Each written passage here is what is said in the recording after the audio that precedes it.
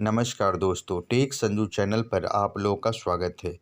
दोस्तों, आज मैं उपस्थित हूँ एक आरटीआई रिप्लाई के साथ। एक्चुअली आरटीआई रिप्लाई से हमें कोई ज़्यादा लेना देना यहाँ नहीं है, लेकिन मैं स्पष्ट कर देना चाहता हूँ कि जितने भी अभ्यर्थी रेलवे रिक्रूटमेंट बोर्ड मालदा में जनवरी 2019 यानी कि आरआरबी एनटीपीसी के लिए फॉर्म अप्लाई किया है रेलवे रिक्रूटमेंट बोर्ड मालदा में, उन अभ्यर्थियों के लिए यह वीडियो अत्यंत महत्वपूर्ण है, क्योंकि इस वीडियो में मैं NTPC railway recruitment board Malda का पूरा एनालिसिस करने जा रहा हूं और उसका एक माध्यम है, सोर्स है आरटीआई रिप्लाई, और बाकी मेरे पास जो उपलब्ध डाटा हैं उसके अनुसार मैं इस वीडियो में पूरी चीज़ों को एनालिसिस करूंगा और आप लोगों के समक्ष रखूंगा।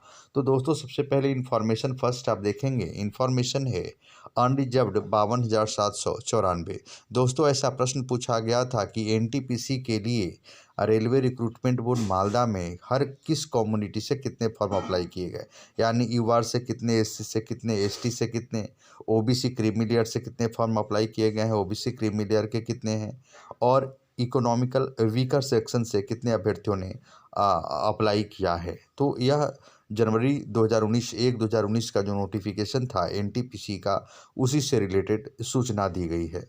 तो यहाँ पर सूचना दी गई है कि अनरिजर्व्ड कैटेगरी से 52,794, एससी से यानी शेड्यूल क्लास से 44,423, एसटी यानी शेड्यूल ट्राइब से 11,584, ओबीसी क्रीमी लेयर से 1,13,262 एंड ओबीसी क्रीमी लेयर से 2,991 और ईडब्ल्यूएस यानी इकोनॉमिकल वीकर सेक्शन से 12,731 form railway recruitment board Malda को प्राप्त हुए हैं। दूसरी जो यहाँ पर सूचना दी गई है, इन्फॉर्मेशन 2, एक सर्विसमैन 501 501 या एक सर्विसमैन के द्वारा फॉर्म अप्लाई किया गया है रेलवे रिक्रूटमेंट बोर्ड मालदा में। इन्फॉर्मेशन 3 जो है वो दिया गया है कि no such data is available with RRB. तो हम देख लेते हैं कि क्या पूछा गया है। हाँ, पूछा गया है कि अंडर ग्रेजुएट, क्वेश्चन 3 जो पूछा गया था कि अंडर ग्रेजुएट लेवल पर कितने फॉर्म अप्लाई किए गए हैं, यानी इंटरमीडिएट लेवल पर कितने फॉर्म अप्लाई किए गए हैं। तो रेलवे रिक्रूटमेंट बोर्ड ने इसका रिप्लाई दिया है कि इसका डाटा हमारे पास नहीं है, उपलब्ध नहीं है। इन्फॉर्मेशन 3 जो है, यह प्रश्न पूछा गया था कि क्या सीबीटी 1 का जो कटअप होगा प्रत्येक कैटेगरी के लिए अलग अलग निर्धारित की जाएगी। तो कैटेगरी की जहाँ तक सवाल है, तो आइए मैं दिखा देता हूँ कि कैटेगरी का मतलब क्या है। आप यहाँ पर देखिए, कैटेगरी आप समझेंगे, यहाँ पर कैटेगरी नंबर 1 है, 2 है, इस तरह से कैटेगरी नंबर दिया हुआ है। और कैटेगरी नंबर 1 में जैसे कॉमर्शियल अप्रेंटिस है, स्टेशन मास्टर है, यहाँ पर आप देखेंगे ये कैटेगरी है, commercial apprentice, station master, goods guard, senior clerk cum typist, senior commercial clerk cum ticket clerk, commercial cum ticket clerk, junior clerk cum typist, trains clerk. तो ये सभी कैटेगरी हैं। तो पूछा गया था कि क्या सभी कैटेगरी के लिए अलग अलग कटअप बनेंगे। तो बिल्कुल हर कैटेगरी के लिए अलग अलग कटअप दिए जाएंगे, ऐसा रेलवे रिक्रूटमेंट बोर्ड मालदा ने रिप्लाई दिया था। और ऐसे बहुत सारे अभ्यर्थियों के मन में प्रश्न भी होते हैं कि क्या हर कैटेगरी के लिए अलग अलग कटअप बनेगा। तो यहाँ पर स्पष्ट कर दिया गया है कि हाँ, अलग अलग बनेगा, यस लिखा गया है। इन्फॉर्मेशन है there is no meaning of division wise vacancies, यानी प्रश्न पूछे गए हैं कि क्या डिवीजन वाइज वैकेंसीज हैं। जैसे मान लीजिए कई डिवीज़न हैं, हर रिक्रूटमेंट बोर्ड का हर जोनल रेलवे के पास कई डिवीज़न होते हैं। जैसे मान लीजिए खड़गपुर डिवीज़न है, चक्रधरपुर डिवीज़न है, या अन्य बहुत सारे डिवीजन्स भी हैं तो साउथ ईस्टर्न में। तो क्या हर डिवीजन्स के लिए अलग अलग वैकेंसीज है। तो यहाँ पर रिप्लाई दिया जा रहा है कि there is no meaning of division wise vacancies, यानी डिवीजन वाइज वैकेंसीज का कोई मीनिंग नहीं है। Any candidates can be placed in any division if there is requirement. कोई भी कैंडिडेट्स को किसी भी डिवीजन में आवश्यकता पड़ने पर प्लेसमेंट दी जा सकती है। कोई डिवीजन वाइज वैकेंसीज का कोई मतलब नहीं है। अगर मान लिया जाए खड़गपुर डिवीजन में आप पहले वैकेंसीज आ गई, तो आपको खड़गपुर डिवीज़न में, अन्य डिवीज़न में अगर पहले वैकेंसी आ गई तो दूसरे आद्रा डिवीज़न में वैकेंसी आ गई तो आद्रा मतलब जिस भी डिवीज़न से पहले रिक्वायरमेंट आ गई, ज़रूरत हो गई तो आपको उसी डिवीज़न में प्लेसमेंट दी जा सकती है, उसका कोई मतलब नहीं है। तो आइए हम अब देखते हैं आगे जो डेटा है, उस डेटा के आधार पर हम एक एक चीज़ को एनालिसिस करते हैं। तो दोस्तों यहाँ पर आप देखेंगे कि UR का जो कुल फॉर्म अप्लाई किया गया है, तो हमारे पास इसका डाटा है। जैसा कि मैंने बताया कि 52,794 UR के फॉर्म कितने भरे गए, 52,794 फॉर्म फिलअप किए गए अनरिजर्व्ड कम्युनिटी से।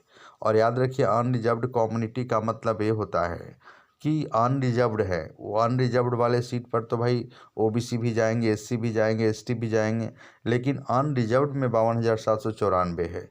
SC वाले यदि उस कटअप को पार करते हैं, एज क्राइटेरिया को भी पार करते, यानी हर एक आवश्यकता को, हर एक रिक्वायरमेंट को जो अनरिजर्व्ड कैटेगरी के लिए होती है, अगर OBC वाले पूरे करते हैं तो वो भी अनरिजर्व्ड में काउंट किए जाएंगे। OBC जो क्रीमी लेयर हैं उनका भी हम काउंट अनरिजर्व्ड में ही करते हैं। खैर चलिए, अभी जो अनरिजर्व्ड के लिए फॉर्म फिलअप किया गया है हम उसी को लेकर के एनालिसिस करते हैं। तो 52,794 फॉर्म फिलअप किए गए हैं और टोटल नंबर ऑफ वैकेंसी जो है वो है 480। तो यहाँ पर एक सीट के लिए 109.98 109.98 के लगभग कंपटीशन है, यानी एक सीट के लिए लगभग 110 अभ्यर्थियों के बीच यहाँ पर कंपटीशन होगा RRB मालदा में अनरिजर्व्ड कम्युनिटी से। दूसरा जो है वह है SC कम्युनिटी। SC कम्युनिटी में टोटल नंबर ऑफ जो वैकेंसी है वो है 140 टोटल नंबर ऑफ वैकेंसी है। फॉर्म जो फिलअप किए गए हैं, आपने RTI रिप्लाई, अभी RTI रिप्लाई भी आपने देखा है। फॉर्म फिलअप किया गया है 44,423 44,423 जो फॉर्म फिलअप किया गया है, इसमें अगर आप देखेंगे तो इसमें भी अच्छा खासा कंपटीशन रहने जा रहा है। यानी 140 सीट है और 44,423 यहाँ पर टोटल फॉर्म अप्लाई किए गए हैं। तो लगभग समझ लीजिए कि 317 लगभग 317 जो है, लगभग 317 एक सीट के लिए लगभग 317 यहाँ पर जो है वो एक सीट के लिए 317 कैंडिडेट लगभग यहाँ पे फाइट करेंगे। दूसरा जो है ST कम्युनिटी में आप देखेंगे कि 75 वैकेंसी है और फॉर्म जो अप्लाई हुआ है 11,584। यहाँ ST कम्युनिटी की बात मैं करूँ तो 11,584 फॉर्म अप्लाई हुआ है ST कम्युनिटी से। तो यहाँ पर जो सीट नंबर ऑफ वैकेंसी है वो है 75, जैसा कि आप यहाँ पर देख रहे हैं। तो यहाँ पर अगर आप डिवाइड करके देखेंगे तो इसमें लगभग 154 एक सीट पर लगभग 154 जो कैंडिडेट्स हैं वो फाइट कर रहे हैं। इसके बाद OBC नॉन क्रीमी लेयर में आइए। यहाँ पर 244 वैकेंसी है OBC नॉन क्रीमी लेयर का, तो 244 और यहाँ पर 1,13,262, यानी 1,13,262 से जब आप डिवाइड करेंगे तो इसमें आपकी जो कंपटीशन है थोड़ा टफ हो रहा है। एक सीट के लिए 464 कैंडिडेट लगभग आपस में फाइट कर रहे हैं OBC नॉन क्रीमी लेयर में। इसके बाद इकोनॉमिकल वीकर सेक्शन EWS जो है उसमें 104, ये नया जो अनरिजर्व्ड कैटेगरी वाले जनरल सामान्य समुदाय के जो लोग हैं और उनके लिए यह है। तो इकोनॉमिकल वीकर सेक्शन में 104 वैकेंसी है और यहाँ पर जो फॉर्म फिलअप किए गए हैं वो फिलअप किए गए हैं 12,731, यानी 12,731 में अगर 104 से डिवाइड करेंगे लगभग तो 122, यानी यहाँ पर लगभग एक सीट के लिए 122 कैंडिडेट EWS में RRB मालदा में फाइट कर रहे हैं। इस प्रकार से। और इसके बाद एक सर्विसमैन का तो कोई कंपटीशन ही नहीं है। 504 फॉर्म फिलअप हुए हैं, 101 जो है वैकेंसी है, तो 4.99 एक सर्विसमैन के लिए तो कोई है ही नहीं। 4.99 यानी लगभग एक सीट के लिए 5 अभ्यर्थी फाइट कर रहे हैं और भी सारे एक सर्विसमैन में एलिजिबल हैं नहीं है, मतलब वहाँ बहुत कंपटीशन कम है। तो इस प्रकार से यह एनालिसिस था। और यहाँ ओवरऑल अगर देखा जाए ओवरऑल तो ओवरऑल जो वैकेंसी है वो है टोटल 1043, यानी 1043 ओवरऑल वैकेंसी है। जैसा कि आप यहाँ देख रहे हैं, यह जो वैकेंसी है 1043 है। और टोटल जो नंबर जो फॉर्म अप्लाई किए गए हैं, अगर आप उसको ऐड करके डिवाइड करते हैं तो आपको ये भी पता चल जाएगा कि ओवरऑल सीट में कितनी की कंपटीशन है, कितने अभ्यर्थी फाइट कर रहे हैं। तो दोस्तों यह एक एनालिसिस था। वैसे समझना ये होगा कि कंपटीशन थोड़ा हार्ड है, लेकिन यहाँ पर जो कंपटीशन मतलब इकोनॉमिकल वीकर सेक्शन को लेकर के कंपटीशन थोड़ा यहाँ पर वीक दिख रहा है। बाकी अनरिजर्व्ड कम्युनिटी में भी कंपटीशन की स्थिति जो है वहाँ पर ठीक ठाक है। और ओबीसी नॉन क्रीमी लेयर में भी है, और एससी में भी है, एसटी में भी कंपटीशन है। और ओबीसी में कंपटीशन थोड़ी 464 कंपटीशन है, मतलब ओबीसी में थोड़ा कंपटीशन जो है वो टफ है। निस्संदेह ओबीसी में कंपटीशन टफ है। इसके बाद आपको एसटी कम्युनिटी का एससी कम्युनिटी का कंपटीशन है।